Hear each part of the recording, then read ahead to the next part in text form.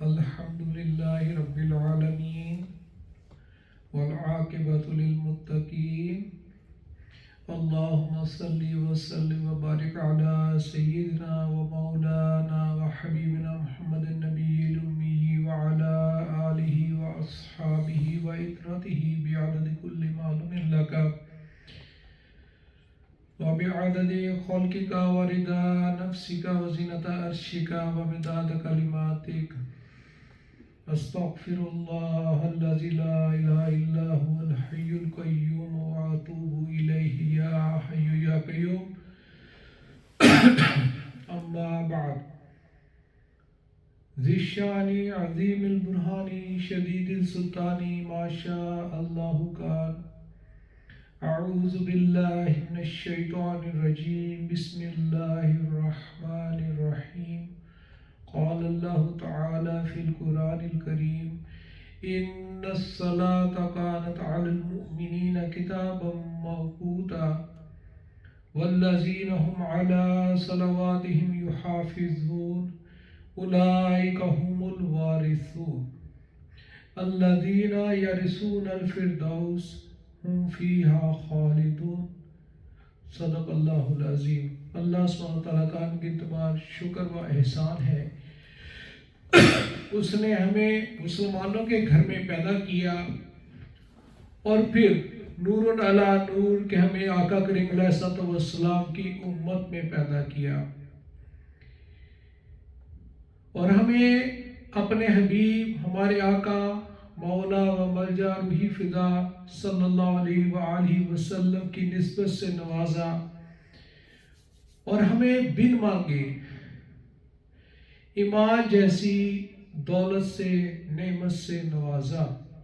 ایمان اللہ سبحانہ وتعالیٰ کی عرفہ اور اعلیٰ ترین نعمت ہے۔ اگر کسی کے پاس دنیا کی تمام نعمتیں ہوں لیکن ایمان نہ ہو تو اس کے پاس کچھ بھی نہیں، کیونکہ ہر چیز فانی ہے، ہر چیز کو فنا ہے۔ ایمان کی بنا پر انسان کو وہ چیزیں وہ نعمتیں ملیں گی جن کو فنا نہیں، ابدی زندگی، آنے والی زندگی، جنت، اللہ سبحانہ وتعالیٰ کا دیدار، یہ سب چیزیں اسے نصیب ہوں گی۔ لیکن اگر کسی کے پاس دنیا کی کوئی نعمت نہیں لیکن اس کے پاس ایمان کی دولت یا نعمت ہو تو اس کے پاس سب کچھ ہے۔ تو گویا اس ایک نعمت ایمان کے لیے ہی ہم ساری زندگی اپنا سر سجدہ میں رکھ دیں تو ہم اس نعمت کا شکر ادا نہیں کر سکتے۔ اللہ سبحانہ و تعالی سے دعا ہے کہ وہ ہمیں اپنا ذکر کرنے والی زبان، شکر کرنے والا دل عطا فرمائے۔ آمین ثم آمین یا حی یا قیوم۔ ہمارا آج کا موضوع، سبجیکٹ ڈچ میں اندرورپ کہہ لیں، نماز ہے۔ نماز کی اہمیت اور فضیلت ہے۔ ایمان کے بعد سب سے زیادہ جس چیز پر زور دیا گیا ہے وہ نماز ہے، جس بات کی بھرپور تاکید کی گئی ہے وہ نماز ہے۔ یاد رکھیں نماز معراج کا تحفہ ہے جو اللہ سبحانہ وتعالیٰ نے آقا کریم علیہ السلام کو معراج کے دوران عطا فرمایا، جو کہ رجب کے مہینہ میں 27 رجب کو نبوت کے 12ویں سال میں ہجرت مدینہ سے قبل عطا کیا گیا۔ اس سے قبل یعنی 5 نمازوں کی فرضیت سے قبل صرف 2 نمازیں پڑھی جاتی تھیں، ایک سورج نکلنے سے قبل یعنی فجر کی نماز اور دوسری سورج غروب ہونے سے قبل یعنی عصر کی نماز ادا کی جاتی تھی۔ یہ بات فتاوی شامی میں ہے، ٹھیک ہے نا جی۔ نماز کی اہمیت کا اندازہ ہم اس بات سے لگا سکتے ہیں کہ قرآن کریم میں 100 سے زیادہ مقامات پر نماز کا ذکر آیا ہے، جن میں سے 80 یعنی 80 مقامات پر صریحاً واضح الفاظ میں نماز کا حکم وارد ہوا ہے۔ جیسا کہ میں نے ابھی اوپر قرآن کریم کی آیت تلاوت کی، آیات تلاوت کی، ان کا ترجمہ یہ ہے: بے شک نماز مومنین پر مقررہ وقت کے حساب سے فرض ہے، اور جو لوگ اپنی نمازوں کی مداومت، ہمیشگی، استقامت کے ساتھ حفاظت کرنے والے ہیں، یہی لوگ جنت کے وارث ہیں۔ یہ لوگ جنت کے سب سے اعلیٰ باغات، جہاں تمام نعمتوں، راحتوں اور قربت الہی کی لذتوں کی کثرت ہوگی، ان کی وراثت بھی پائیں گے اور وہ ان میں ہمیشہ رہیں گے۔ یہ آیات سورہ نساء کی 103 نمبر آیت تھی، اور سورہ مومنون کی آیات 9 سے 11 تک تھی، ٹھیک ہے نا؟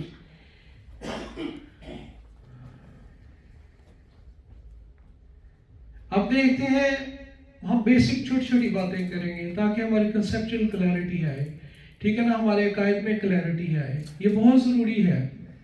بہت ساری چیزیں ہیں جن پہ ہمیں بالکل کلیئرٹی نہیں ہے، ہم بس کرتے آ رہے ہیں کیونکہ ہمارے بڑے کرتے آئے، ہم نے سیکھا نہیں، ہمیں سیکھنا ہے۔ ہاں، تو نماز کا حکم کیا ہے؟ نماز کا حکم یہ ہے کہ نماز ہر مسلمان، عاقل، بالغ، مرد و عورت پر دن میں یعنی روزانہ 5 وقت فرض ہے۔ فرض ہے یہ۔ اس کی فرضیت کا مطلقاً انکار کرنا یہ کفر ہے، انکار کرنے والا کافر ہے۔ جو شخص جان بوجھ کر نماز ترک کرتا ہے وہ فاسق ہے، فاجر ہے، سخت گناہگار ہے، اور وہ عذاب جہنم کا حقدار ہے۔ فقہاء کرام نے یہی لکھا۔ افسوس، فیس مانا دیگر معاملات کی طرح نماز کے معاملہ میں بھی مسلمانوں کا حال یہ ہے کہ گھر والے نماز چھوڑ دیں، گھر کے سربراہ کو کوئی پرواہ نہیں۔ تنقید نہیں کر رہا، توجہ دلا رہا ہوں، تنقید نہیں کر رہا۔ ہم بھی شامل ہیں، میں بھی شامل ہوں، اس میں سب شامل ہیں۔ اگر بات کریں گے نہیں، بتائیں گے نہیں تو پہنچے گی کیسے؟ اپنی خامیوں کو، اپنی کمزوریوں پر، اپنی سستی پر، اپنی غفلت پر ہمیں نظر ڈالنی ہے، ان سے صرف نظر ہم نہیں کر سکتے۔ ہاں، باقی سب خواہشات بیوی بچوں کی پوری کی جاتی ہیں۔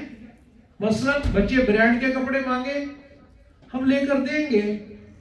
بچے برانڈ کے شوز مانگے، ہم لے کر دیں گے۔ لیکن ہماری ڈیمانڈ بچوں سے کیا ہوتی ہے؟ یہ بڑی غور طلب بات ہے۔ ہم کہتے ہیں جی ہاں، ہم آپ کی ساری خواہشات پوری کریں گے، آپ کو ساری چیزیں لے کر دیں گے، لیکن ایک شرط پر کہ آپ اسکول کالج کا کام اچھے طریقے سے کرو گے، اچھے گریڈ میں پاس ہوگے، آپ اپنی تعلیم یعنی دنیاوی تعلیم کو ہر چیز پر ترجیح دو گے، اور ایک کامیاب دنیا دار بنو گے، یعنی بزنس مین بنو گے۔ ہاں، لیکن ہماری ڈیمانڈ یہ نہیں ہوتی، آپ دین سیکھیں گے، آپ قرآن کریم کو ترجمہ کے ساتھ پڑھیں گے، آپ سنت نبی صلی اللہ علیہ وسلم کو اپنائیں گے، آپ حدیث کو پڑھیں گے، آپ سیرت النبی صلی اللہ علیہ وسلم کو سٹڈی کریں گے۔ نہیں، یہ ہماری ڈیمانڈیں نہیں ہوتی۔ لیکن ہمارا بچہ نمازیں چھوڑ دے، ساری کی ساری چھوڑ دے، ساری عمر نہ پڑھے، ہمیں کوئی پریشانی نہیں۔ صبح کی نماز فجر کے لیے ہم اپنے بچوں کو نہیں اٹھاتے کہ ذرا تھوڑا سا اور سو لے، پھر سارا دن انہوں نے اسکول و کالج میں گزارنا ہے، تھک جائیں گے، ریسٹ کریں گے تو دنیا داری ریلیکس مائنڈ کے ساتھ سیکھ سکیں گے۔ اللہ کی نافرمانی ہو جائے کوئی پرواہ نہیں، ویکھ لا کہ اللہ نو کیڑا ویکھیا اسی۔ اللہ زبان سے نہیں کہتے، مطلب تو یہی ہوتا ہے۔ یہی حال ہمارا اپنا ہے، ہماری اپنی نمازیں ضائع ہو جائیں ہمیں کوئی پرواہ نہیں ہوتی، اور اگر کوئی ہمیں نماز چھوڑنے پر اخروی عذاب اور سزا سے ڈرائے تو ہمیں اس کی کوئی پرواہ نہیں ہوتی، بلکہ یہ کہتے سنا گیا ہے نعوذ باللہ کہ مولوی صاحب کو تو سوائے ڈرانے کے کام ہی کوئی نہیں ہے۔ ہاں، یہ سنتے ہیں اکثر ہم یہ جملہ، ہم کہتے بھی ہیں۔ اگر غور کیا جائے تو مولوی صاحب کون سا اپنی طرف سے کہتے ہیں؟ وہ تو وہ کہہ رہے ہیں جو اللہ نے اور اس کے حبیب نے بتایا ہے کہ یہ ہو کر رہے گا۔ یاد رکھیں یہ بات بہت دور تک جاتی ہے، یہ جو بات ہم کہتے ہیں نا کہ مولوی صاحب نے سوائے ڈران دے کم کوئی نہیں۔ یاد رکھیں اللہ سبحانہ تعالیٰ ایک نام نذیر ہے، ڈرانے والا۔ ایک نام اللہ سبحانہ تعالیٰ کا بشیر بھی ہے، خوشخبریاں دینے والا۔ اسی طرح آقا کریم علیہ السلام کے ناموں میں سے بھی ایک نام نذیر ہے، ڈرانے والے۔ ایک نام بشیر ہے، بشارت دینے والے۔ ایک نام مبشر بھی ہے، بشارت دینے والے۔ کس چیز سے ڈراتے ہیں یہ؟ جہنم کے عذاب سے ڈراتے ہیں۔ کس چیز کی بشارت دیتے ہیں یہ؟ جو لوگ صالح اعمال کرتے ہیں، ساری زندگی اللہ سبحانہ تعالیٰ اور آقا کریم علیہ السلام کے احکامات کی پابندی کرتے ہیں، ان کی کوشش کرتے ہیں، ان کو بشارتیں دی جاتی ہیں جنت کی۔ ہاں تو یہ بات ہمیں دنیا داری میں باتیں کریں جتنی مرضی کریں، کوئی مسئلہ نہیں، مسئلہ ہے وہاں پہ بھی لیکن اتنا نہیں۔ لیکن دین کے معاملے میں جب بات کریں نا جی تو ہمیں سوچنا چاہیے۔ مولوی صاحب کی مثال تو صرف خطرے سے خبردار کرنے والے دوست کی سی ہے۔ وہ بتا رہے ہیں کہ اگر آپ یہ کریں گے تو یہ ہوگا۔ وہ اپنے گھر سے تو نہیں لائے، وہ تو ہمیں قرآن اور حدیث سناتے ہیں۔ تو اللہ سبحانہ تعالیٰ ہمیں ہدایت نصیب فرمائے، خود نمازیں بر وقت ادا کرنے کی توفیق عطا فرمائے، اور اپنے گھر والوں کو بھی نمازی بنانے، نماز قائم کرنے والا بنائے۔ آمین ثم آمین یا حی یا قیوم۔ اللہ سبحانہ تعالیٰ نے قرآن کریم سورہ تحریم میں فرمایا یا ایھا الذین قوا انفسکم واہلکم نارا وقودھا الناس والحجارہ علیہا ملائکۃ غلاظ شداد لا یعصون اللہ ما امرہم ویفعلون ما یؤمرون۔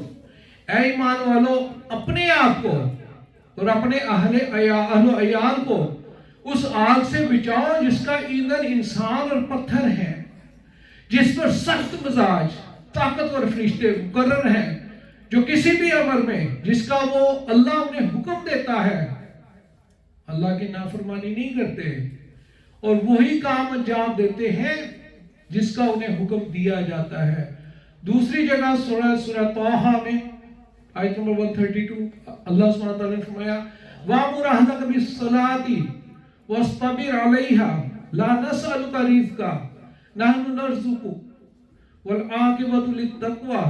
اور آپ اپنے گھر والوں کو نماز کا حکم فرمائیں اور اس بات پر ثابت قدم رہیں، ہم آپ سے رزق طلب نہیں کرتے۔ اللہ کہتا ہے ہم آپ سے رزق طلب نہیں کرتے بلکہ ہم آپ کو رزق دیتے ہیں، اور بہتر انجام پرہیزگاری کا ہے۔ اس آیت مبارکہ میں، اس خطاب میں آقا کریم علیہ السلام کی امت بھی داخل ہے، اور آپ صلی اللہ علیہ وسلم کے ہر امتی کو بھی یہ حکم ہے کہ اپنے گھر والوں کو نماز ادا کرنے کا حکم دے اور خود بھی نماز ادا کرے، اس پر ثابت قدم رہے، اپنے گھر والوں کو بھی اس طرف لے کے آئے۔ یہ جو اللہ سبحانہ وتعالیٰ نے فرمایا نا لا نسألک رزقا، ہم آپ سے رزق طلب نہیں کرتے، بہت غور طلب بات ہے۔ رزق کی بدولت، دو وقت کی روٹی کی بدولت بندہ نمازیں چھوڑتا ہے۔ اللہ کہتا ہم آپ سے رزق طلب نہیں کرتے کہ آپ ہماری مخلوق کو رزق دیں، سب کچھ کریں، بلکہ اللہ سبحانہ وتعالیٰ یہ فرماتا ہے نحن نرزقکم، ہم آپ کو رزق دیتے ہیں، ہم تمام مخلوق کی روزی کے ذمہ دار ہیں۔ میں خالق ہوں، جب میں خالق ہوں تو میں رب بھی ہوں، میں نے پیدا کیا ہے تو میں تمہاری ضروریات بھی پوری کروں گا، تمہارے اہل خانہ اور تمام مخلوقات کا میں رازق ہوں۔ اللہ یہ کہہ رہا اس دو وقت کی روٹی کے لیے اپنی آخرت خراب مت کر، یہ پیغام ہے اس آیت میں۔ اس فانی دنیا کے لیے اپنی آخرت خراب مت کر. ہم آج دنیا کا نام کمانے میں اتنے مصروف ہیں کہ اپنی آخرت کو بھول گئے ہیں. میرے پاس وقت نہیں کہ میں نماز بھی ادا کر سکوں، اس کا اہتمام کر سکوں. اللہ سبحانہ وتعالیٰ فرماتا ہے اپنے دل کو امر آخرت کے لیے تیار رکھ. جو اللہ تعالیٰ کے کام میں ہوتا ہے اللہ سبحانہ وتعالیٰ اس کا وکیل ہو جاتا ہے، اللہ سبحانہ وتعالیٰ اس کا کفیل ہو جاتا ہے، اللہ سبحانہ وتعالیٰ اس کی کارسازی فرماتا ہے. اللہ سبحانہ وتعالیٰ نے آگے فرمایا وَالْعَاقِبَةُ لِلتَّقْوَىٰ، اور بہتر انجام پرہیزگاری کا ہے، پرہیزگاروں کا ہے. یہی آخرت میں اچھا انجام پرہیزگاری اختیار کرنے والوں کے لیے ہے. آقا کریم علیہ السلام نے نماز کو کفار، مومنین، منافقین اور مسلمانوں کے درمیان ایک عہد قرار دیا اور فرمایا جس نے نماز کو ترک کیا اس نے کفر کیا. بہت بڑی بات ہے، یہ بہت بڑی بات ہے، بہت بڑی تنبیہ ہے، بہت بڑی. آقا کریم صلی اللہ علیہ وسلم نے فرمایا العہد الذی بیننا و بینہم، ہمارے درمیان اور ان کے درمیان ایک عہد ہے، الصلاۃ، نماز. فمن ترکھا فقد کفر، جس نے اس نماز کو ترک کیا اس نے کفر کیا. کتنے لوگ ہیں جنہیں نماز کے فرائض آتے ہیں؟ تنقید نہیں کر رہا، پھر کہہ رہا ہوں ہمیں سیکھنا ہے. کتنے لوگ ہیں جنہیں نماز کے فرائض آتے ہیں؟ کتنے لوگ ہیں جنہیں یہ پتا ہے کہ اگر مجھ سے کہیں سہو ہو جائے نماز کے دوران تو کہاں پہ میں نے سجدہ سہو کرنا ہے؟ کتنے لوگ ہیں؟ کتنے لوگ ہیں جنہیں نمازوں کے اوقات کا پتا ہے؟ کتنے لوگ ہیں جنہیں نماز کے اندر حرام کاموں کا پتا ہے، جن سے منع کیا گیا ہے؟ کتنے لوگ ہیں جنہیں نماز کی صحیح ادائیگی کا پتا ہے؟ کتنے لوگ ہیں جو ایک وضو جو شرط ہے نماز کے لیے، وضو کے فرائض کا پتا ہے؟ کتنے لوگ ہیں جنہیں غسل کے فرائض کا پتا ہے؟ مسلمان کے گھر میں پیدا ہوا مسلمان ہو، اس سے زیادہ نہیں جانتا. بہت غور طلب بات ہے، معذرت کے ساتھ یہ باتیں کرنی پڑے گی. جو اللہ کے ساتھ، اس کے نبی کے ساتھ مخلص ہے، جو اللہ کے دین کی تبلیغ کرتا ہے، جو اللہ کے لیے کام کرتا ہے دین کا، جو اللہ کی رضا کے لیے دین کا کام کرتا ہے، وہ یہ باتیں کرے گا. It does not matter کہ لوگ ناراض ہوں یا نہ ہوں، وہ اللہ کے لیے کرتا ہے، وہ اللہ کے نبی صلی اللہ علیہ وسلم کی رضا کے لیے کرتا ہے. اس کو یہ باتیں کرنی ہیں. جو باتیں اللہ کرنے سے نہیں شرماتا، اس کا نبی کرنے سے نہیں شرماتا، میں کیوں شرماؤں؟ مجھے یہ باتیں کرنی ہیں. ہمیں اپنی ایگو کو مارنا ہے، نفس کو مارنا ہے، دین سیکھنا ہے. ٹھیک ہے نا جی؟ تو آقا کی صرف میں ہمارے اور ان منافقوں اور مشرکین کے درمیان ایک عہد ہے. کیا؟ نماز. جس نے نماز چھوڑی اس نے کفر کیا. دوسری حدیث پاک، اس حدیث کو امام دارمی اپنی مسند الفردوس میں لائے ہیں. اس سے پہلے والی حدیث کو امام احمد اپنی مسند میں لائے ہیں، امام ترمذی اپنی سنن میں لائے ہیں، امام نسائی اپنی سنن میں لائے ہیں، امام ابن ماجہ اپنی سنن میں لائے ہیں. اب یہ جو حدیث بیان کرنے جا رہا ہوں، اس حدیث کو امام دارمی اپنی المسند الفردوس میں لائے ہیں. فرمایا کہ جس نے اپنے دل کو نماز کے لیے فارغ کیا اور اس کی حدود کی حفاظت کی تو وہ کامل مومن ہے. کامل مومن وہ ہے. نماز گناہوں کا کفارہ ہے. حضرت ابوبکر صدیق رضی اللہ تعالیٰ عنہ نے فرمایا کیا لوگوں اپنے گناہوں کے سبب لگائی ہوئی آگ کی طرف اٹھو اور نماز کے ذریعے اسے بجھاؤ کہ میں نے آقا کریم علیہ السلام کو ارشاد فرماتے ہوئے سنا ہے. مسلم شریف میں یہ حدیث ہے، الصلاۃ الی الصلاۃ کفارہ. ایک نماز دوسری نماز کا کفارہ ہے. کس چیز کا؟ لما بینہما، مجتنبت الکبائر. ان کے درمیان جتنے صغیرہ گناہ ہوتے ہیں، یہ نماز، ایک نماز سے دوسری نماز، یہ ان سب کو مٹا دیتی ہے. اللہ ان سب کو معاف فرما دیتا ہے جب تک بندہ کبائر سے، کبیرہ گناہوں سے اجتناب کرتا ہے. ایک فقرے میں کبیرہ گناہوں کی تعریف کر دیتا ہوں. ائمہ کرام نے کبیرہ گناہوں کی بہت زیادہ تعریفیں کی ہیں. ایک فقرے میں ہر وہ گناہ جس پر عذاب اور سزا کی وعید ہے وہ گناہ کبیرہ ہے. اب آپ کو سمجھنے میں آسانی ہو جائے گا. دوسری حدیث پاک، اس حدیث کو امام احمد اپنی مسند میں لائے ہیں. آقا کریم علیہ السلام ایک دفعہ اپنے صحابہ کرام رضوان اللہ علیہ مجمعین کے ساتھ باہر تشریف لائے. خزاں کا موسم تھا تو پتے جھڑ رہے تھے خود بخود نا.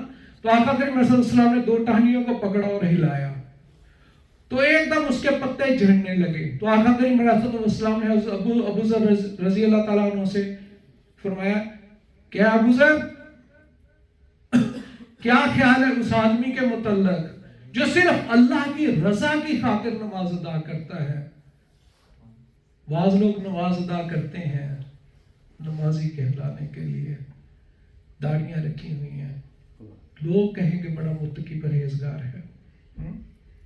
تو فرمایا جو آدمی نماز اس لیے ادا کرے کہ صرف اللہ کی رضا کا طالب ہو تو اللہ سبحانہ تعالیٰ اس کے گناہوں کو اسی طرح معاف کر دیتا ہے، جھاڑ دیتا ہے جس طرح یہ درخت سے پتے گرتے.